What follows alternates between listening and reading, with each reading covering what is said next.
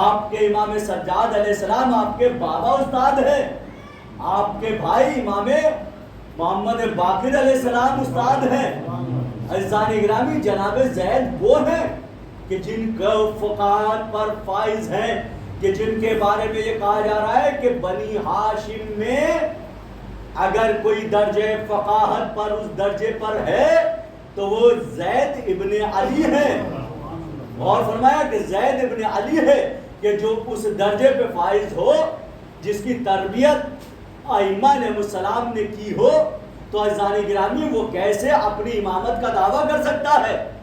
وہ زید کہ جو قرآن سے مانوس ہوں، قرآن کے دوست ہوں، قرآن سے پیمان اور عہد باندھا ہو، وہ کہ جو مفسر قرآن ہو، وہ کہ جو قاری قرآن ہو، وہ کہ جس کے پاس علوم قرآن ہو، قرآن کا علم ہو، تو وہ جانتا ہے کہ کون سی آیت میں ائمہ علیہ السلام کی امامت کا اعلان کیا گیا ہے، کون سی آیت میں نبوت کے بارے میں بتایا گیا ہے، کون سی امامت، کون سی آیت میں چاردہ معصومین علیہ السلام کی عصمت کے بارے میں بتایا گیا ہے۔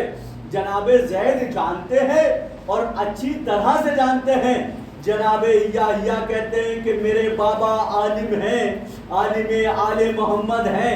میرے بابا نے اپنی امامت کا دعویٰ نہیں کیا ہے، بلکہ لوگوں کو الرضا من آل محمد کی طرف بلایا ہے۔ پھر آپ تفسیر کرتے ہیں کہ الرضا من آل محمد سے مراد امام صادق علیہ السلام ہے، کہ لوگوں کو بتا رہے تھے کہ اگر کوئی وقت کا امام ہے تو وہ امام صادق ہے، اگر کسی کو نجات چاہیے تو وہ امام صادق کی طرف رجوع کرے۔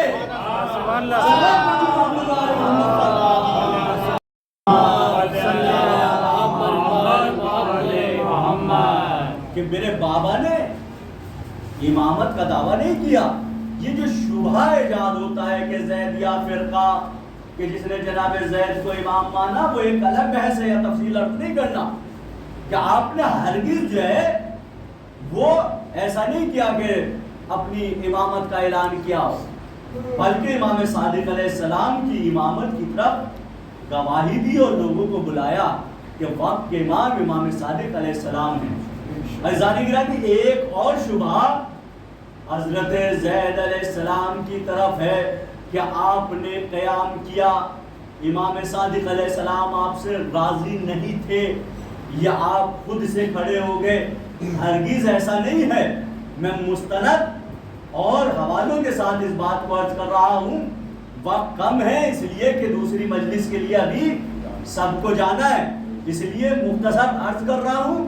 جناب زید کی بات آئی ہے اور اپنی بات کو ثابت کرنا ہے جناب زید کے عمل سے کہ رسول اللہ پہ بھی جو ہے منبروں سے درباروں میں برا بھلا کہا جا رہا تھا، اور پھر جناب زید کا عمل کہ آپ نے کہ جناب زید نے جو ہے قیام مرضی کے بغیر نہیں کیا، بلکہ روایت کے جملے شیخ مفید نقل کرتے ہیں کہ جناب زید امام صادق علیہ السلام کی خدمت میں آنے کے بعد کون ہیں؟ جناب زید امام صادق علیہ السلام کے چچا ہیں۔ غور فرمایا، چچا ہیں، چچا بھتیجے کے پاس آئے، کیوں؟ اس لیے کہ جناب زید کی عمر زیادہ ہے اور امام صادق علیہ السلام کی عمر کم ہے۔ آپ کا بتانا، آپ کا آنا بتا رہا ہے کہ اگر کوئی چھوٹا بھی ہے تو وہ منصب امامت پہ فائز ہوتا ہے تو وہ رتبے اور امامت میں بلند ہوا کرتا ہے۔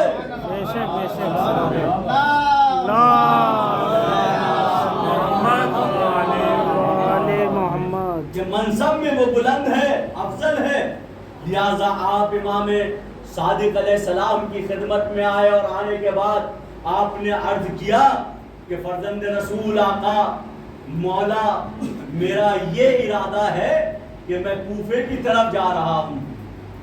کیوں کوفے کی طرف جا رہے ہیں؟ عزیزان گرامی، سوال ہے کہ جناب زید کوفے کی طرف کیوں گئے؟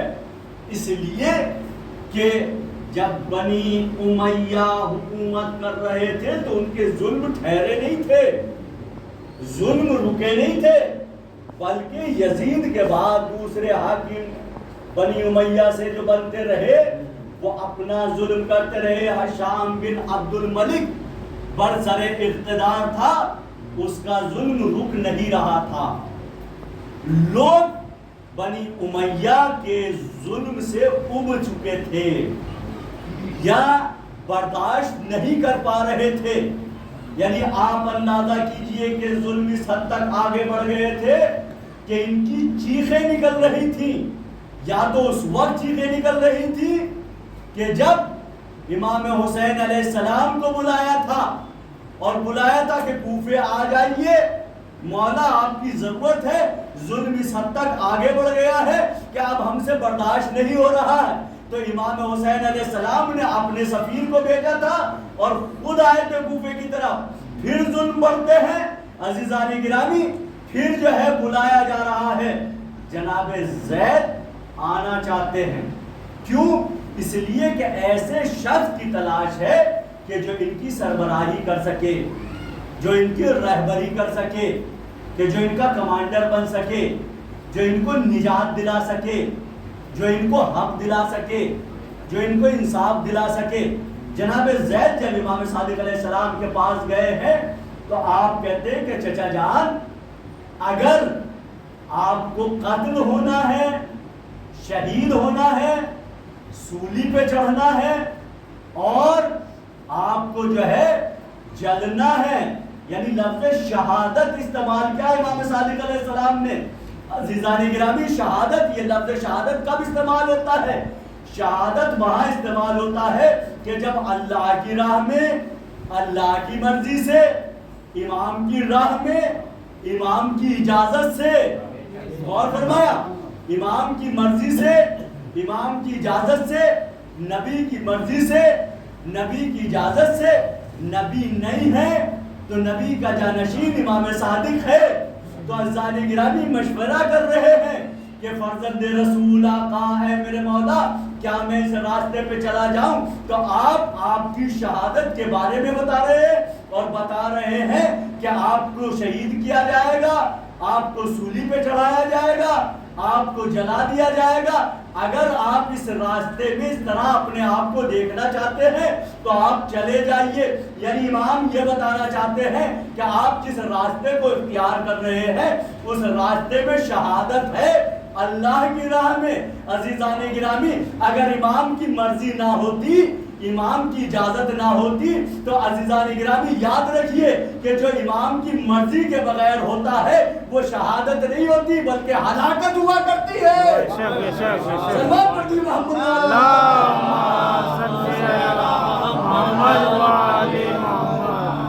تو امام نے لفظ شہادت کا استعمال کیا ہے کہ چلے جائیے. بعض روایات میں ملتا ہے کہ امام کی مرضی تھی, امام نے خود کہا تھا کہ اس راستے کا انتخاب کرنا چاہیے. اب یہ جو راستے کا انتخاب تھا اس کی بہت ساری علل ہیں, جس میں سے 2 علتیں خاص ہیں. وہ کون سی علل ہیں؟ وہ علت بیان کرتا ہوں اور ختم مجلس. عزیزان گرامی, ایک علت یہ تھی کہ جب جناب زید ابن علی ہشام بن عبد الملک کے دربار میں پہنچے ہیں تو آپ نے دیکھا رسول اللہ کو برا بھلا کہا جا رہا.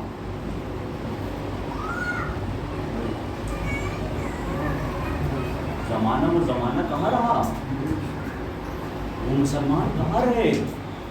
کیا ایک مسلمان رسول اللہ کو کی شان میں گستاخی کر سکتا ہے؟ ہشام بن عبد الملک کے دربار میں رسول اللہ کی شان میں گستاخی ہو رہی ہے اور یہ فرزند رسول اس دربار میں پہنچے. ہشام بن ملک نے درباریوں سے کہا کہ زید بن علی کو راستہ مت دینا, جگہ مت دینا کہ وہ آگے آ سکے. جیسے اس وقت آ جائے کہ اگر کوئی بعد میں آنے والا ہو تو اسے راستہ نہ دیجیے گا, وہ باہر ہی رہ جائے. ہشام بن ملک کہتا ہے عبد الملک کہ زید بن علی کو راستہ مت دینا, جگہ مت دینا. آپ نے یہ سن لیا. اس کے بعد آپ مخاطب ہوتے ہیں. کون کس سے مخاطب ہو رہا ہے؟ حاکم ہے, بادشاہ ہے جس کے پاس طاقت بھی ہے، فوجی بھی ہے، اقتدار بھی ہے، اپنے زمانے کا فرعون بھی ہے، ظالم بھی ہے، اور وہ کہ نہ جس کے پاس فوج ہے، نہ طاقت ہے، نہ اقتدار ہے، نہ سلطنت ہے، وہ دربار میں بولتا ہے۔ عزیزان گرامی کیوں بول رہا ہے؟ ایک نہتہ فوجیوں کے سامنے اس کے بادشاہ سے کلام ہوتا ہے، اور سختی کے ساتھ کلام ہوتا ہے۔ عزیزان گرامی اگر یہ کہا جائے کہ فرزند رسول زید بن علی آپ نہ بولیے، اس کے پاس فوجی کھڑے ہوئے ہیں، یہ بادشاہ ہے، ظالم ہے، آپ کو قتل کرا دے گا، تو شاید آپ جواب دے کہ میں علی سجاد کا بیٹا ہوں، میں زین العابدین کا بیٹا ہوں، کہ زین العابدین کے ہاتھوں میں ہتکڑیاں تھی، مگر خطبہ دے کر کے بتا دیا تھا کہ تم ہتکڑیاں تو باندھ سکتے ہو مگر ہمیں اسیر نہیں کر سکتے، کہ ہم ہتکڑیوں کے بعد بھی آزاد ہوتے ہیں، کہ میں تو اس وقت میرے نہ ہاتھوں میں ہتکڑیاں ہے نہ پیروں میں بیڑیاں ہے، میں اپنے بابا کی سیرت پہ عمل کروں گا، میں اپنے جد امام حسین علیہ السلام کی سیرت پہ عمل کروں گا۔ آپ گویا ہوئے کہ جب گویا ہوئے تو کہنے لگا کہ تو کوئی اور نہیں ہے، کہ تیرا مرتبہ کیا ہے، تو ایک کنیز کا بیٹا ہے۔ اس میں گستاخی کی کس نے؟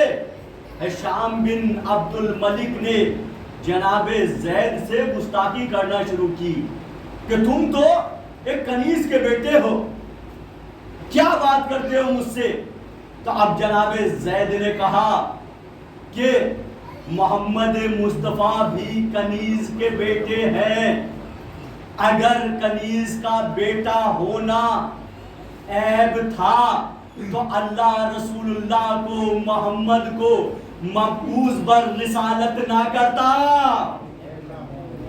اللہ محمد کو مبعوث بر رسالت نہ کرتا، تمام انبیاء کا سردار نہ بناتا، رسول اللہ کو، محمد کو نبی اور امام نہ بناتا۔ عزیزان گرامی جس طرح سے کنیز کا بیٹا ہونے کے بعد اللہ نے محمد کو شرف اور عزت عطا کی ہے، میں بھی محمد کا بیٹا ہوں، اسی طرح سے اللہ نے مجھے شرافت اور عظمت عطا کی ہے۔ سلام پڑھیے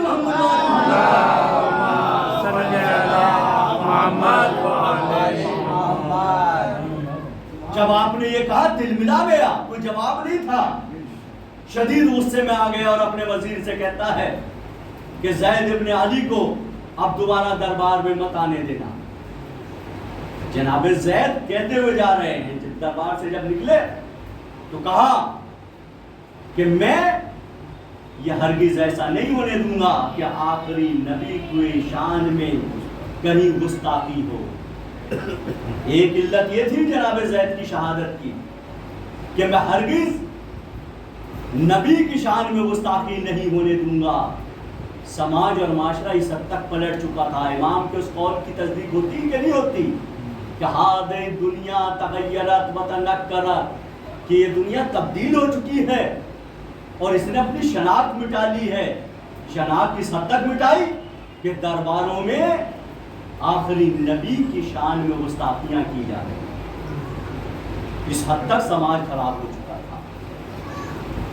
دوسری علت یہ تھی کہ آپ اپنے جد کی شہادت کا انتقام لینا چاہتے تھے، بدلہ لینا چاہتے تھے، اور جب بدلہ لینا چاہتے تھے تو لوگوں نے بلایا تو آپ وہاں تک پہنچے اور لوگ آپ کے ساتھ آئے۔ واقع کربلا کے بعد بہت سے انتقام لیے گئے، بہت سے لوگوں نے قیام کیا، توابین کا قیام تھا، اور جو ہے جناب مختار ثقفی کا قیام تھا، یا جناب زید علیہ السلام کا قیام تھا۔ توابین کا قیام کیوں تھا؟ وہ اس لیے تھا کہ انہوں نے وقت کے امام نے بلایا اور انہوں نے وقت کے امام کی آواز پہ لبیک نہیں کہا اور وقت کے امام کو چھوڑ کے چلے گئے اور وقت کا امام شہید ہو گیا۔ لہذا امام حسین علیہ السلام کی شہادت کا اثر یہ ہوا کہ ان کو شعور آ گیا ان کے دلوں میں رمق حیات ایمان آ گئی، اور جب ایمان واپس آ گیا تو انہوں نے توبہ کرنا چاہی۔ توبہ کے نتیجے میں یہی تھا کہ ہم قیام کریں گے اور امام حسین علیہ السلام کے قاتلوں سے انتقام لیں گے۔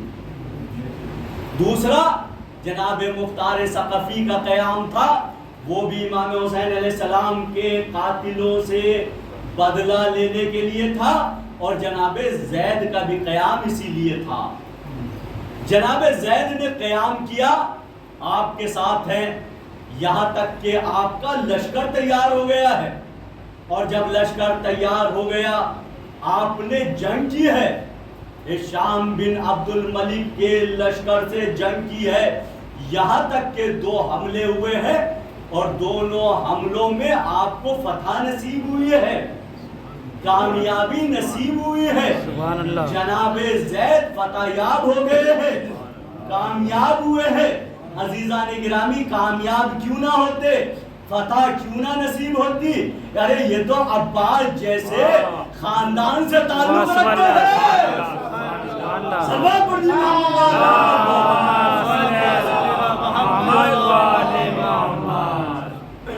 یہ فتح نصیب ہو گئی۔ اب جب دشمن نے دیکھا دل ملا گیا، دل ملا گیا، جب دل ملایا تو کیا کہا، کیا ہوا؟ کیا گھبراہٹ سے کچھ سمجھ میں نہیں آیا۔ اس کے جتنے بھی تیر انداز تھے، جہاں جناب زید تھے، اپنے تمام تیر اندازوں کو، ماہرین کو حکم دیا کہ جناب زید کا نشانہ لیا جائے اور جناب زید کو شہید کر دیا جائے۔ یہاں تک کہ تیر اندازوں نے اپنے نشانے لینے شروع کیے، وہ وقت آیا کہ جناب زید کی پیشانی پہ تیر لگا۔ جناب زید کی پیشانی پہ تیر لگا۔ ایک تیر اور یاد آ گیا، کربلا میں بھی تیر لگے تھے۔ کربلا میں امام حسین علیہ السلام بھی جس مقصد کے لیے آئے تھے، اسی مقصد کے لیے جناب زید بھی آئے۔ اس وقت بھی آخری نبی کو لوگ برا برا کہہ رہے تھے، مگر تاریخ نے اس کو سخت نہیں کیا۔ آخری نبی کے حکم کی تعمیل نہیں کر رہے تھے۔ اس زمانے میں بھی ایسا ہی ہو رہا ہے۔ امام حسین علیہ السلام آخری نبی کی شریعت کو بچانے کے لیے آئے تھے، انبیاء کی نبوت کو بچانے کے لیے آئے تھے۔ جناب زید بھی آخری نبی کی شان میں جو گستاخی ہو رہی تھی، آخری نبی کی عظمت کو بچانے کے لیے آئے۔ ادھر امام حسین علیہ السلام کی پیشانی پہ بھی تیر لگا تھا، تیر لگا تھا۔ ادھر جناب زید علیہ السلام کی پیشانی پہ بھی تیر لگا۔ تیر کی بات آ گئی تو کربلا میں تیر چلے ہیں، مگر کچھ تیر ایسے چلے ہیں کہ جب تیر اندازوں سے پوچھا گیا، ہرملا سے پوچھا گیا کہ یہ بتاؤ تمہارے ترکش میں کیسے تیر تھے، تو ہرملا کہتا ہے کہ میرے ترکش میں ایسے تیر تھے کہ جن سے جانوروں کو نہر کیا جاتا۔ انسان نہیں، جانوروں کو نہر کیا جاتا ہے، جن سے جانوروں کا شکار کیا جاتا تھا، جن سے اونٹوں کا شکار کیا جاتا تھا، میرے ترکش میں ایسے تیر تھے۔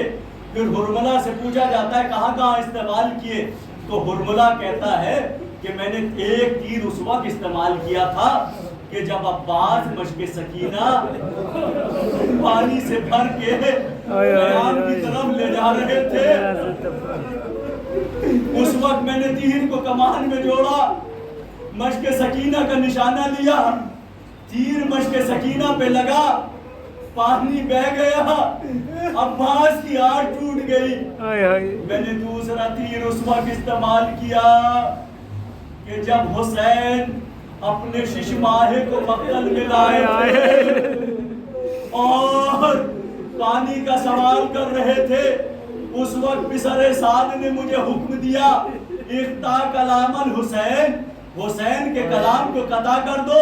میں نے تیر کو کمان میں جوڑا، تیر کو کمان میں جوڑنے کے بعد میں اصغر کے گلے کا نشانہ لینا چاہتا تھا مگر میرے ہاتھ کانپنے لگتے تھے، نشانہ خطا کر جاتا تھا۔ دوسرے تیر کو میں نے لیا، پھر چلانا چاہا، ہاتھ کانپنے لگے، نشانہ خطا کر گیا۔ ایک مرتبہ پسر سعد کہتا ہے کہ اگر مجھ سے کوئی پوچھتا کہ تمہارے لشکر میں سب سے بڑا تیر انداز کون ہے، اے حرملا میں تمہیں بتاتا، ارے تم کیوں خطا کر رہے ہو، تمہارا نشانہ کیوں خطا کر رہا ہے؟ حرملا کہتا ہے اے پسر سعد جو میں دیکھ رہا ہوں وہ تم نہیں دیکھ رہے، ارے جب میں نشانہ لینا چاہتا ہوں، تیر کو چلانا چاہتا ہوں، ارے بچے کے گلے پہ ایک نقاب پوش بیوی ہے، کبھی اپنے ہاتھوں کو رکھ دیتی ہے، کبھی اپنے گلے کو رکھ دیتی ہے اور کہتی ہے اے حرملا، ارے میرے پوتے اکبر نے، ارے میرے پوتے اصغر نے تیرا کیا بگاڑا؟ مرتبہ حرملا کہتا ہے میں نے پسر سعد کی گفتگو کے بعد آنکھوں کو بند کیا، ارے تیر کو چلایا، اصغر کے گلے کا نشانہ لیا، اب بچے کے گلے پہ تیر لگا، ارے 3 بھال کا تیر تھا، ارے اصغر کے گلے کو ارے پار کر گیا، بچہ باپ کے ہاتھوں پہ شہید ہو گیا۔ ارے ایک تیر ارے اس وقت استعمال ہوا کہ جب حسین فرش پہ تھے، ارے گھوڑے پہ تھے، میں نے تیر کو کمان میں جوڑا، حسین کی پیشانی کا نشانہ لیا، حسین گھوڑے سے زمین کی طرف بڑھے۔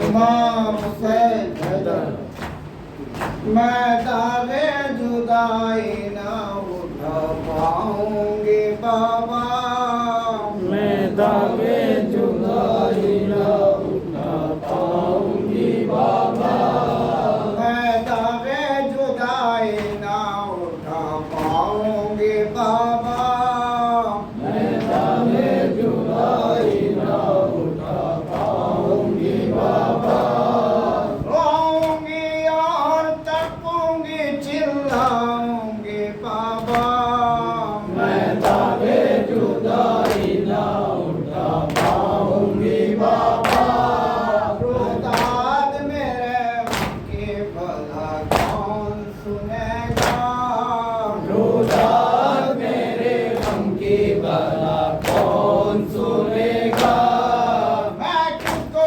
نشانتی کے دکھلاؤں گی بابا، میں داغے جدائی نہ اٹھا پاؤں گی بابا، میں داغے جدائی نہ اٹھا پاؤں گی بابا، روتی ہوں جو میں مجھ کو گھڑکتے ہیں ستم گر، روتی ہوں جو مجھ کو گھڑکتے ہیں ستم گر، ستم گر، لگتا ہے کہ گھٹ گھٹ کے ہی مر جاؤں گی بابا، میں داغے جدائی نہ اٹھا پاؤں گی بابا، میں داغے جدائی نہ اٹھا پاؤں گی بابا، نیند نہ آئے سینے پہ پھوپے جا کے اگر نیند نہ آئے، سینے پہ پھوپے جا کے